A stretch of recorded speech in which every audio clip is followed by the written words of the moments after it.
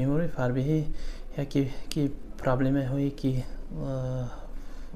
جامعه بود که فقط نه فقط پرابلم دولت خودمون بود، تمام جهان پرابلم بود. همه چیزا را نگاه کرده دولت خودمون، حکومت خودمون که برنامه قبول کرده است، برنامه پیشگیری فربهی و تشکل غذای سالم در جمهوری تاجیکستان برای سالهای 19-24 است. این برنامه بسیارتر بندها وابسته کرده شدگی است. بندی که هفتم، بندی هفت که ماده تعلیق داره، دکترای مرکزی اندوکرینولوژیا، همین بند قطعی روی نقشه کار و فعالیت برده ایستادیم. این حال قریب 4000 بیماری فربهی به قید گرفته شده است. قریب 15000 زیاد شوی وزن بدن به قید گرفته شده است. این برنامه فقط مردم برای پیشگیری فربهی بیماری فربهی یک بیماری هست که این بیماری او یگون جوش در نمیکنه، یگون چی نمیگیره، فقط زیاد شوی وزن بدن قد وابستگی داره. برای همین بسیار آدما که ماده بسیار ترچ میکنه، بعد بیمار شدن پس ماده مراجعت میکنه که بیماری دیابت قند میشه، که بیماری فشار بلندی، که بیماری دل میشه، چی میشه، بعد مراجعت میکنه. این وابسته به حد بسیار مرکزها وابسته کردگی هست. این مرکزهای تشکل سالم، غذای سالم، وزارت معارف، وزارت کشاورزی، وزارت این سپورت کمیته، همه این چیزها وابسته کرده شدگی همه وقتی کار بار برده هستیم کارا به عمل آمده است. این 3-4 سال رفته است با قیدگیری و پیشگیری چی هست.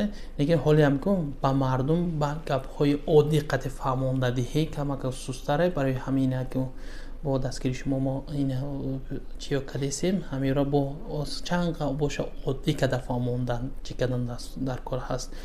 آدمایی که بیماری فربهی ارثی هست، ارثی نیست، گفته سوال پیدا میشه چی میشه.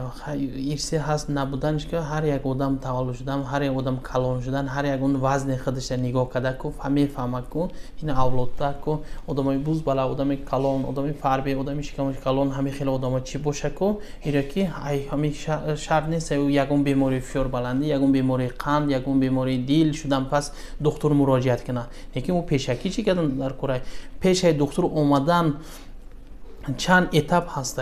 چی کردن؟ اول پرهیز کردن که خود به خود همین گوش کرده چی کردن، بعد که کم کم فیزیک حرکت کردن در کره، بعد یگون سپورت رفتن در کره، مشق کردن در کره، یگون فیزیک حرکت کردن در کره که همه چی بوده چی باشه. لیکن این مسئله با که هر یک آدم که هر یک مردم فهموندن چی کردن این متخصص میکنه. این کدام دکتر اندوکرینولوژ چی باشه، کدام دکتر چی باشه، درباره همین کاردیولوژ باشه، دیگه دکتران باشن درباره هم فربهی روشی که معلومات نامه داره پیششون بره یک خیلی تفسیر داده میشه. این مرکز ما درباره پیشگیری فربهی و علاقه این ای سال 19 جدی به راه مانده شدگی است. کار و فعالیت برده ایستادیم. راه پیشگیری اساسیش یکم پرهیز، دوم درجه حرکت با سپورت فیزیکی کارا قد مشغول کردن. یه خیلی آدم ها هستن که اینه که خیلی سپورت مرکزی سپورت رفتن یا که چی کردن میگه این در شرایط در کاره رفت اومدن در کاره، چه یک آدم محله در زندگی میکنه، محله با ناحیه با شهر اومدن پرابلمه کو.